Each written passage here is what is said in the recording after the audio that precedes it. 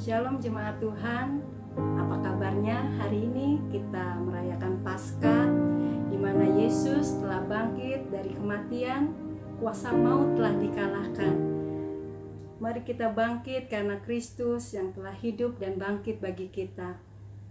Kita tidak perlu takut akan apapun juga, karena Tuhan yang pegang kendali atas kehidupan kita. Dia yang pegang hari esok.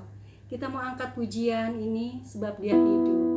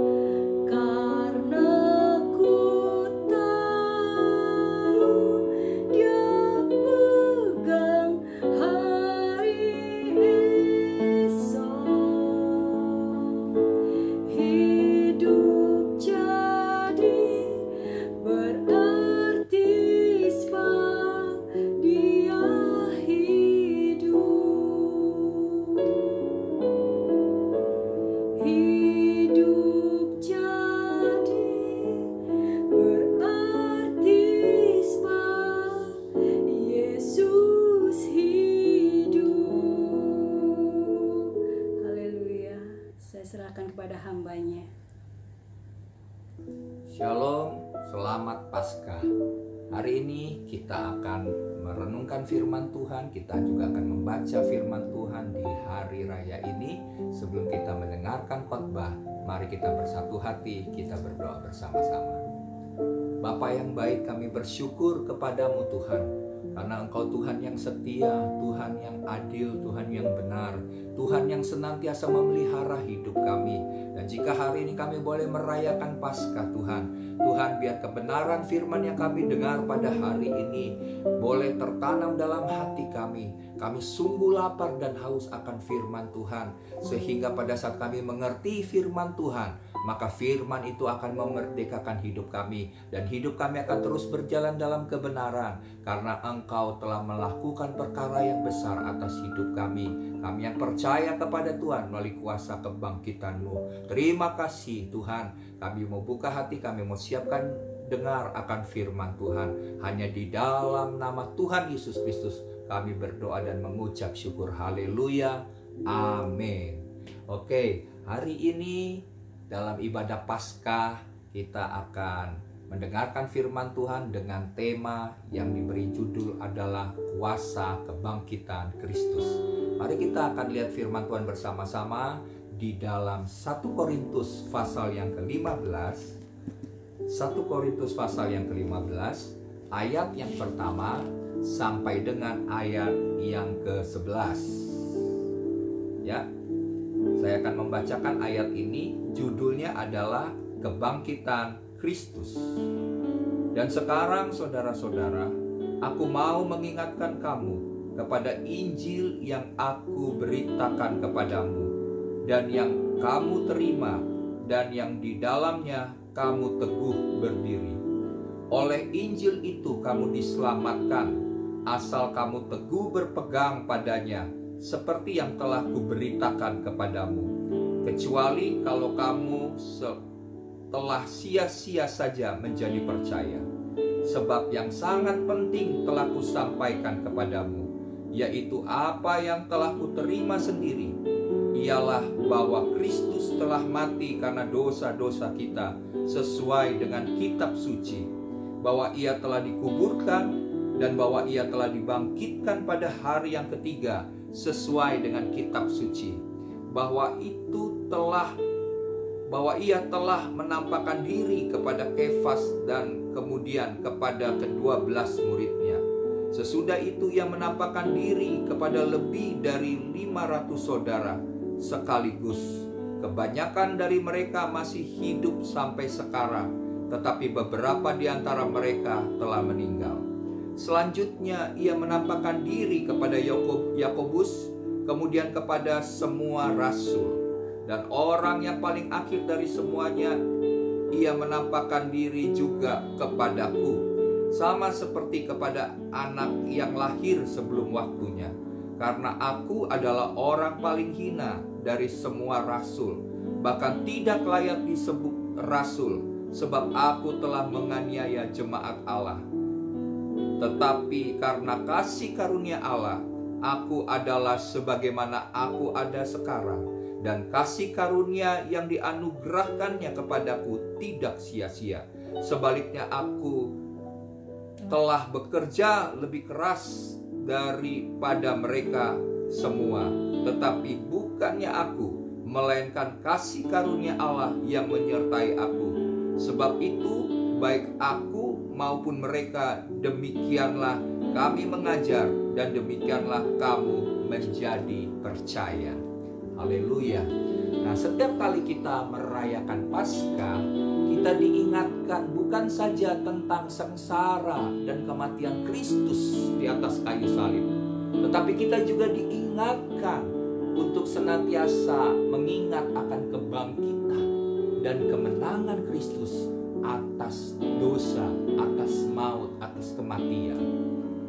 Nah, pertanyaannya adalah, apa saja kuasa kebangkitannya yang dapat kita rasakan di dalam kehidupan kita?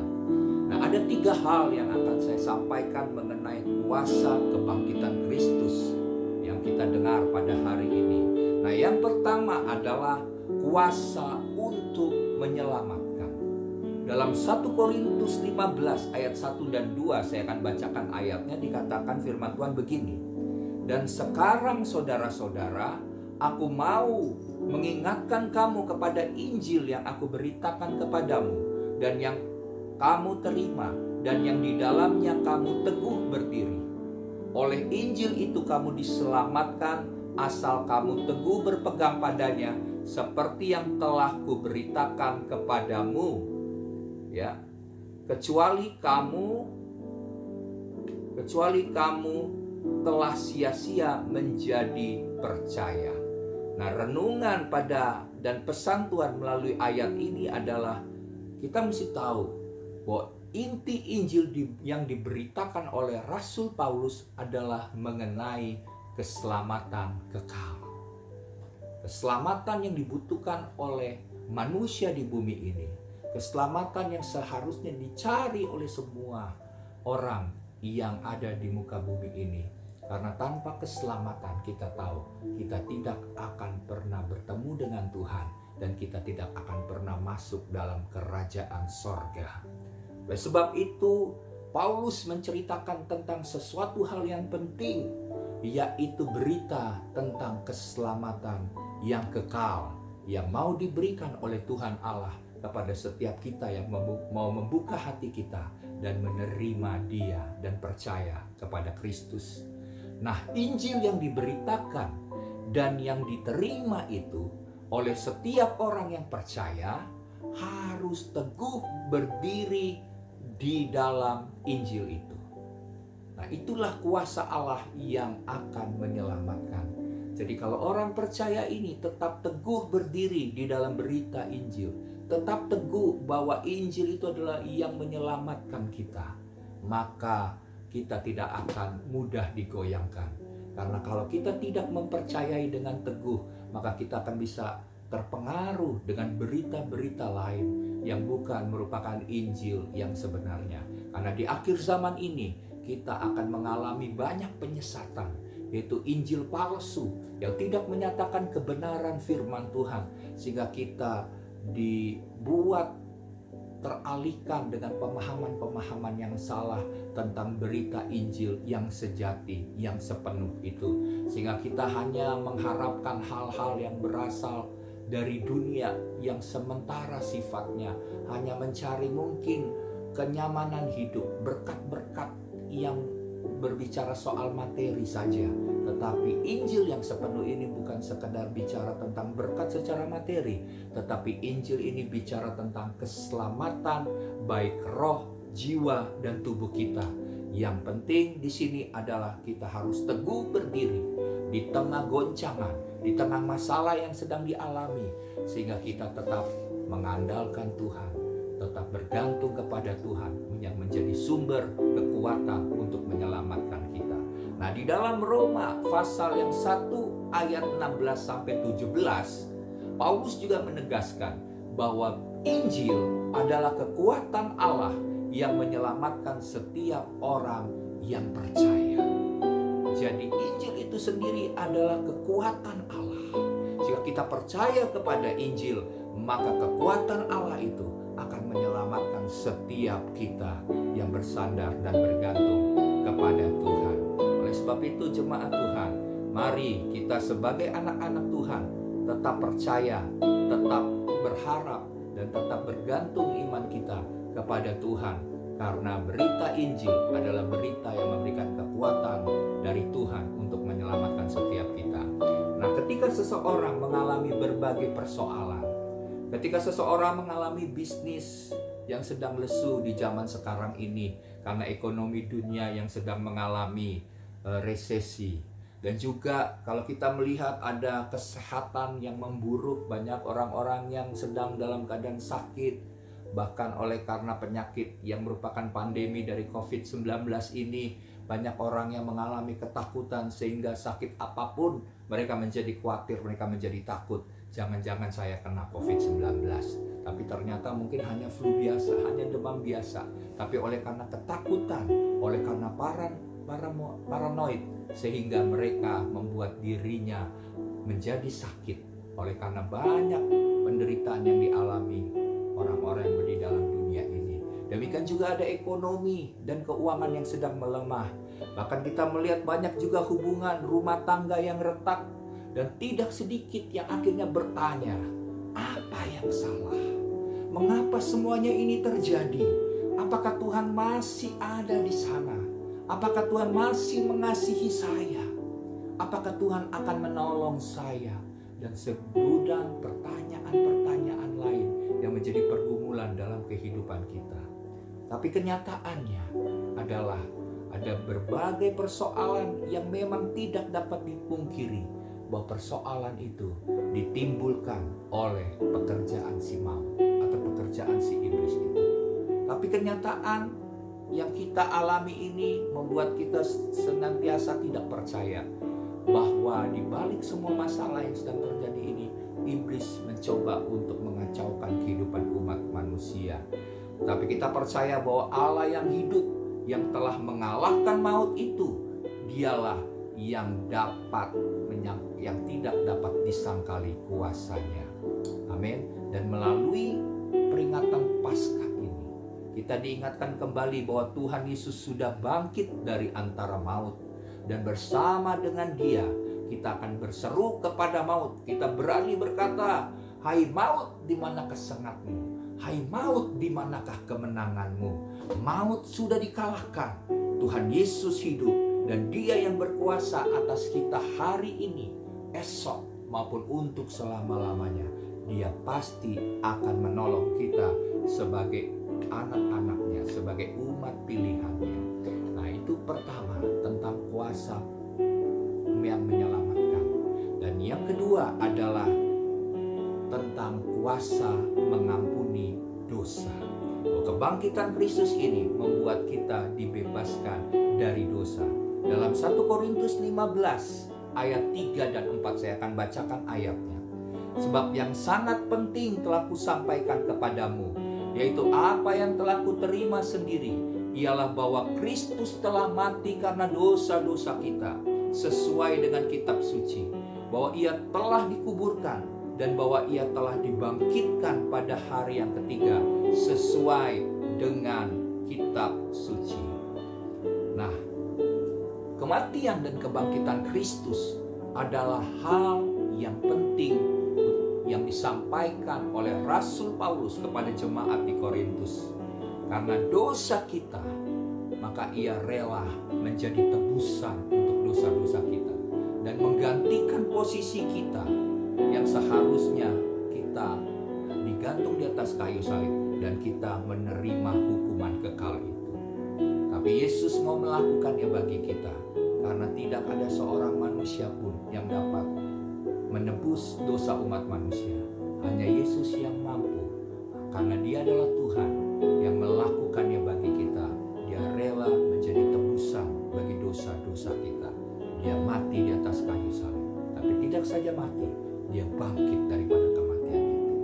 Nah, tanpa penderitaan daripada kematian dan kebangkitan Kristus, dosa kita tidak akan pernah terselesaikan. Oleh sebab itu, hanya ada satu-satunya cara. Tuhan harus datang ke dalam dunia. Dan Yesus tahu tujuan hidupnya waktu Dia datang ke dalam dunia, bahwa Dia harus mati di atas kayu salib untuk menebus dosa umat manusia. Tapi maut tidak berkuasa atas hidupnya. Pada hari yang ketiga, karena Yesus berkata, "Akulah kebangkitan dan kehidupan," maka maut tidak dapat menyentuhnya untuk selama-lamanya. Pada hari yang ketiga, Dia bangkit daripada kematian. Dia mengalahkan maut. Dan oleh karena itu, hanya dengan cara itu, dosa kita dapat diselesaikan. Oleh sebab itu, jemaat Tuhan, ada banyak seringkali kita merasa hidup dengan penuh rasa bersalah. Mungkin kita juga sering mengalami rasa tertuduh. Kita takut dihukum. Kita takut tidak diberkati dalam kehidupan kita. Dan adalah senjata iblis untuk melemahkan iman dan keyakinan banyak orang. Iblis sering memanipulasi kejatuhan kita di dalam dosa untuk mengintimidasi kita. Sepertinya kita berpikir bahwa Allah tidak mau lagi mengasihi kita. Sepertinya kita berpikir bahwa Dia kecewa kepada kita. Sepertinya Dia sedang marah kepada kita atas dosa-dosa dan pelanggaran kita, dan sebagainya, pemikiran-pemikiran yang sengaja dibuat iblis untuk membuat kita menjadi lemah imannya, menjadikan kita terintimidasi, membuat kita merasa bahwa kita tidak layak untuk menghampiri Tuhan, kita tidak layak untuk datang kepada Tuhan. Tetapi saya mau katakan, jemaat Tuhan dengar, mari kita berkata kepada iblis, stop sampai di sini, cukup sampai di sini engkau iblis, dengan semua tipuan, dengan semua manipulasimu, dengan semua dakwaanmu atas hidupku. Biarlah kita berkata bahwa Tuhan tidak pernah berubah, bahwa Dia tetap sama hari ini, dahulu sampai selama-lamanya. Karena Allah kita adalah kasih adanya, dan karena kasih-Nya itu Dia merelakan anaknya yang tunggal, anaknya satu-satunya, untuk mati di salib di Bukit Golgota. Dan kita harus menyadari bahwa kematian Yesus adalah korban penebusan dosa manusia. Penyaliban Yesus adalah korban penghapusan dosa yang ada di isi dunia ini. Dan kematian Yesus adalah sebuah jalan untuk pendamaian, menjadi jalan pengampunan kita kepada Allah, serta akan mengembalikan kita ke dalam hubungan yang semakin intim, yang erat dengan Bapa kita di sorga. Kasih kekasih Tuhan.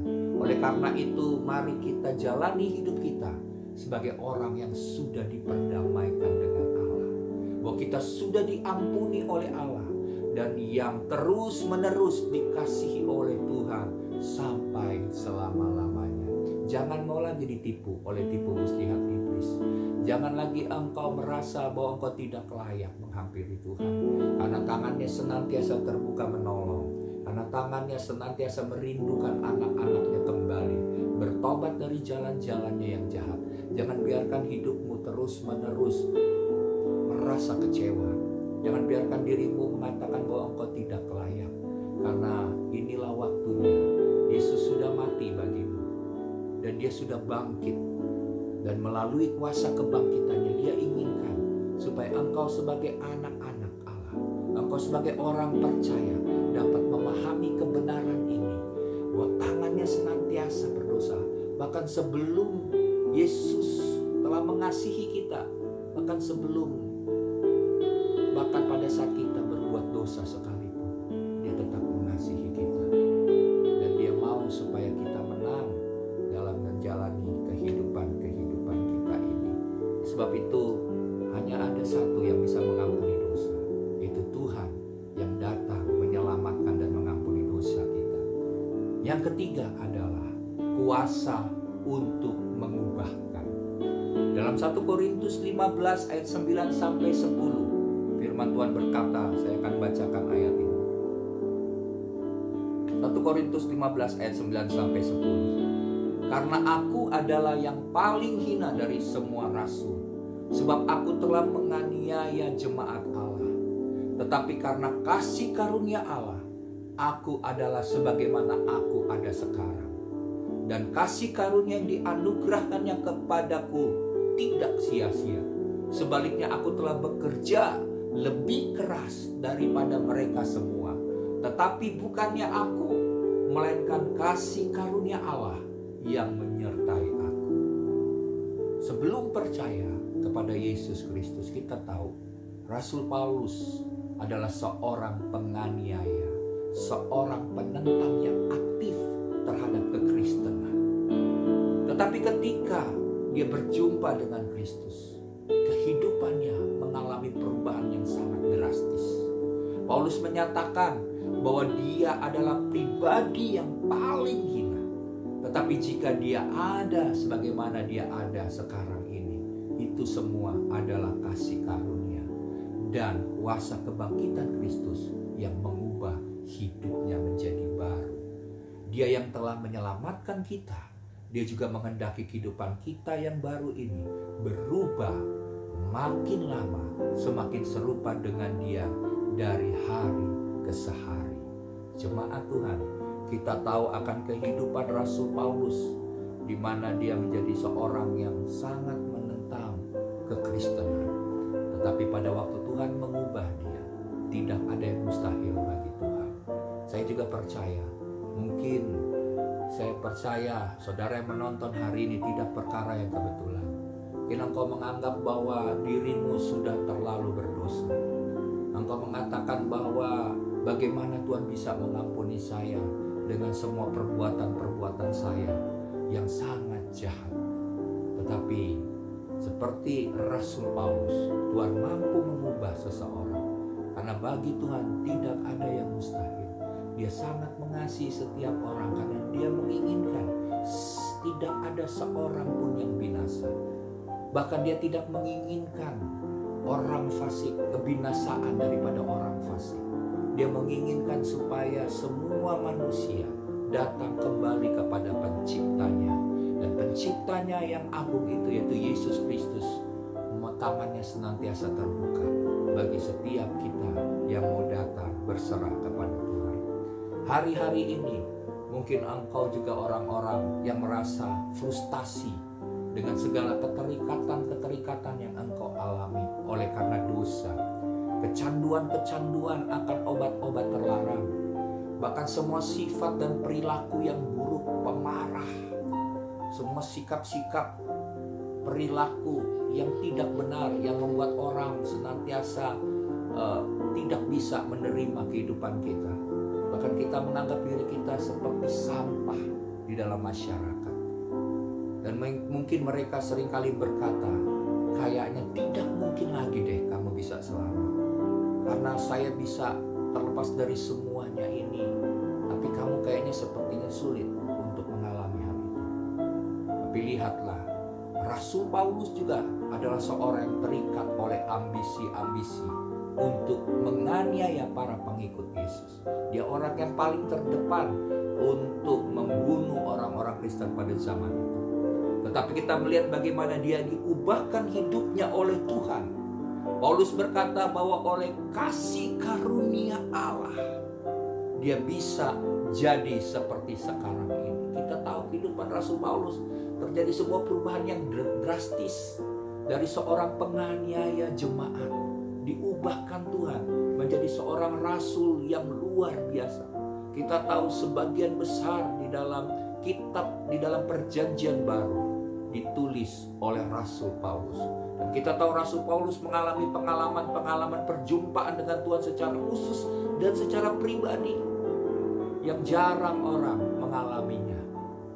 Dan dia setelah dia mengalami perubahan yang daripada Tuhan, Tuhan mampu mengubah dia dari orang yang penganiaya, yang sangat jauh dari Tuhan, menjadi orang yang sangat dekat dengan Tuhan, yang mengenal Tuhan. Bahkan dia berkata bahwa segala sesuatu itu aku anggap rugi. Hanya pengenalan akan Kristus itu yang paling utama, yang aku kejar dalam kehidupanku. Dan oleh karena kerinduannya untuk membayar harga, maka Tuhan senantiasa membawa dia dari kemuliaan kepada kemuliaan yang luar biasa. Saya rindukan jemaat Tuhan di GBI Alpha Omega.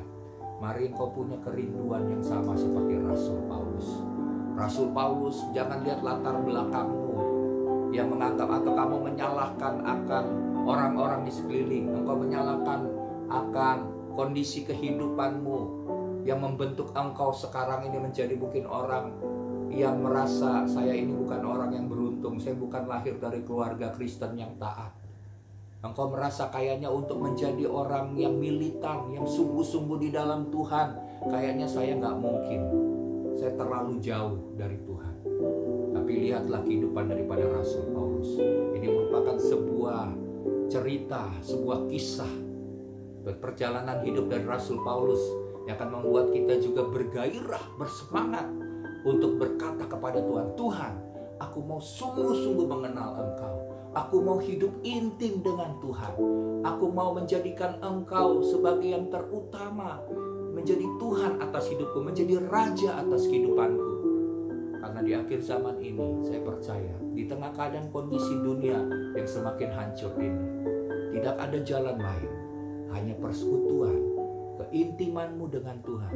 Itulah yang akan menentukan engkau menjadi orang-orang yang akan bisa melewati masa-masa yang sukar dan masa-masa yang sulit ini.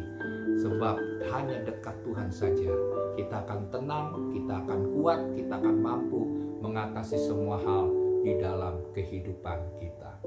Haleluya. Kita sudah melihat akan kehidupan Rasul Paulus ini, dan Paulus melihat oleh karena kasih karunia Allah lah yang telah mengerjakan semuanya itu. Saya percaya kasih karunia yang Tuhan berikan kepada Rasul Paulus bukan berarti berbeda dengan kita, tetapi saya percaya kasih karunia Allah yang sama yang diberikan kepada Rasul Paulus juga akan mau diberikan kepada kita, dan kita akan mengalami sebuah kehidupan yang semakin menyenangkan hati Tuhan. Amin. Dari seorang pendosa penganiaya, tapi Tuhan tidak menghukum Rasul Paulus. Tuhan menjumpai dia dengan penuh kasih secara khusus. Allah tidak menghakimi Rasul Paulus. Itulah yang disebut dengan kasih karunia.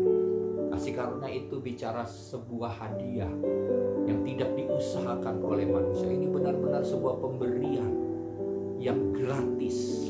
Tetapi pemberian yang gratis ini yang merupakan kasih karunia Allah, bukan sesuatu hal yang murahan.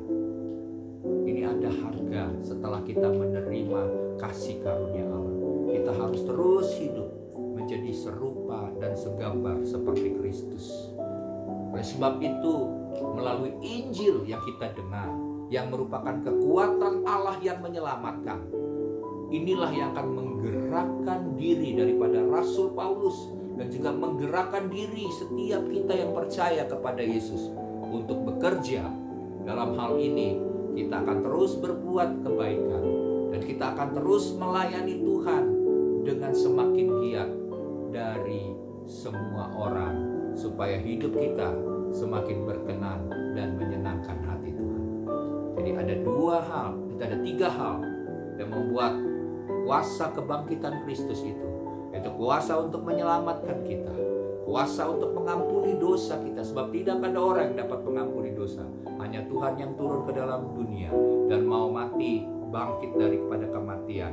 Dialah Kristus yang dapat mengampuni dosa umat manusia. Karena pada waktu dia disalib, semua dosa, semua kutuk, semua hukuman, semua sakit penyakit, semua pemberontakan kita ditimpakan kepada Kristus di atas kayu salib. Sehingga pada saat Yesus berkata, sudah selesai, maka semua hal yang merupakan janji-janji Tuhan atas hidupmu dan atas kehidupan saya, Dia akan setia memberikannya kepada kita. Dan yang ketiga, percayalah hidupmu akan diubahkan Tuhan. Karena Tuhan tidak akan selamanya menghukum engkau. Dia mau kita kembali kepada jalan-jalannya. Dia mau supaya kita mengalami sebuah perubahan, transformasi dalam pemikiran kita, transformasi dalam kehidupan kita menjadi semakin baik. Dari yang kena kutuk menjadi orang yang diberkati Tuhan, supaya nama Yesus dipermuliakan melalui hidupmu. Mari kita alami kuasa kebangkitan Kristus. Kristus sudah bangkit, maka kita juga menjadi orang-orang yang bangkit di dalam Kristus. Kita akan melakukan perkara-perkara besar di dalam dunia. Kita tidak takut dengan situasi kondisi apapun yang sedang terjadi di dunia ini, karena kita percaya kasih-Nya begitu besar. Kasih karunia-Nya akan dilimpahkan dalam kehidupan kita, dan kita akan menerima berkat-berkat dan janji-janji Tuhan yang luar biasa yang Tuhan telah sediakan atas kehidupan kita yang percaya kepada Tuhan. Haleluya, haleluya. Mari sebelum kita mengakhiri akan ibadah ini, kita tundukkan kepala, kita mau berdoa, kita bersatu hati supaya kuasa kebangkitan Kristus itu semakin nyata terjadi dalam kehidupan kita. Kita berdoa. Bapa, kami bersyukur buat kebangkitan-Mu yang ajaib Tuhan. Engkau telah mengalahkan maut. Bahkan firman Tuhan berkata bahwa maut telah ditelan dalam kemenangan Kristus. Maka kami berani berkata kepada maut sekalipun, hai maut, di manakah sengat-Mu? Hai maut, di manakah kemenangan-Mu? Sebab kami telah hidup dalam kemenangan yang Tuhan telah lakukan dan sediakan bagi kami. Tuhan sudah menyelesaikannya. Semua masalah, semua hal yang mungkin selama ini membuat kami lemah, yang selama ini membuat kami jauh daripada Tuhan, Tuhan rela mati bagi kami. Tuhan telah bangkit dari kematian. Terima kasih ya Tuhan. Hari ini Kami mau menjalani hari-hari yang baru bersama dengan Tuhan. Melalui kuasa kebangkitan Kristus ini Tuhan, kami mau menjalani hidup yang takut akan Tuhan. Kami mau mengasihi Tuhan karena Tuhan sudah terlebih dahulu mengasihi kami. Kami mungkin tidak dapat mengasihi sebagaimana Tuhan sudah mengasihi kami, tapi kami hanya butuh kasih karunia-Mu. Kami mau terima Tuhan kasih-Mu yang besar dicurahkan dalam hati dan hidup kami, supaya melalui kasih-Mu yang besar ini kami boleh melakukan hidup kami bukan karena kuat, bukan karena perbuatan baik, bukan karena apa yang dapat kami kerjakan dan kami lakukan, tetapi semuanya dilandasi oleh karena kasih Tuhan. Terima kasih ya Tuhan. Bersama dengan Tuhan kami akan lakukan perkara yang besar.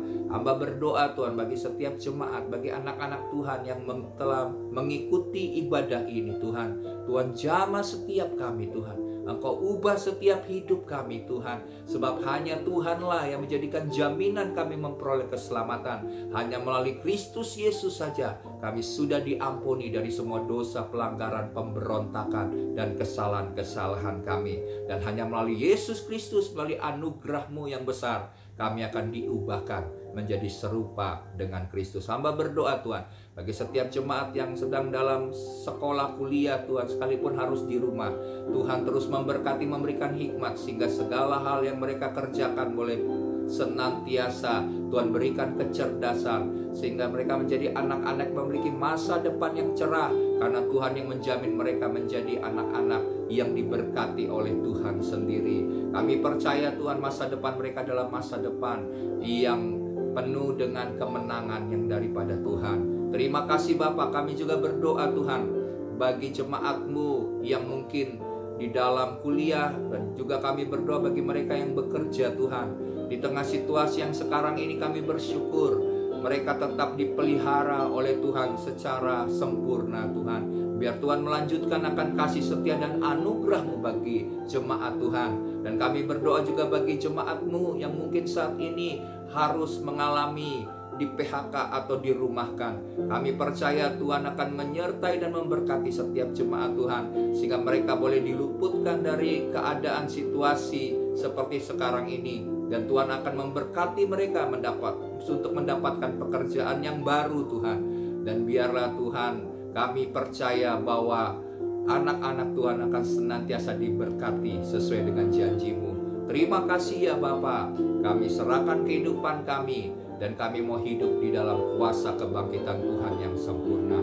Terima kasih Bapa. Mari angkat tangan-Mu untuk menerima anugerah dan berkat daripada Tuhan.